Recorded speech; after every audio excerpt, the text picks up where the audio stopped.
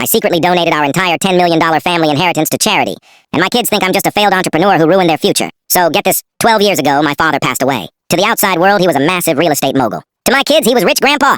When the will was read, I inherited a staggering $10 million in liquid assets and property. My kids, who were teenagers at the time, were already planning their Ivy League colleges and luxury cars. But as the executor of the estate, I had to go through his private ledgers. And what I found made me physically sick. My father wasn't a genius investor. He was a ruthless slumlord who had built his empire by illegally foreclosing on vulnerable families, bribing city officials to look the other way on toxic mold, and ruining hundreds of lives. His fortune was entirely built on blood and suffering. I couldn't look at my kids and tell them their comfortable lives were funded by other people's misery, and I definitely couldn't keep the money. Honestly, I didn't say a word to my family. Over the course of 18 months, I quietly liquidated every single asset. I set up anonymous trusts for the families my father had evicted. I funded community centers in the neighborhoods he had destroyed. I gave away every last cent until the account read zero. Then I went home and lied.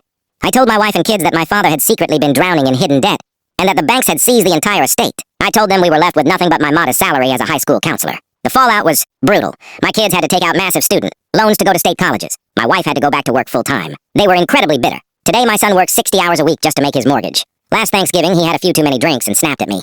He said, "If you had just been smart enough to manage Grandpa's business, we wouldn't be struggling right now. You let it all slip through your fingers." I just sat there and took it. My wife looked at me with this quiet disappointment, like I was a man who couldn't protect his family's legacy. They think I'm a financial failure, a weak link in the family tree. But every time I drive past the youth center built with my father's dirty money, I know I broke a generational curse. I'd rather my kids hate me for being broke than let them inherit a fortune cursed by tears.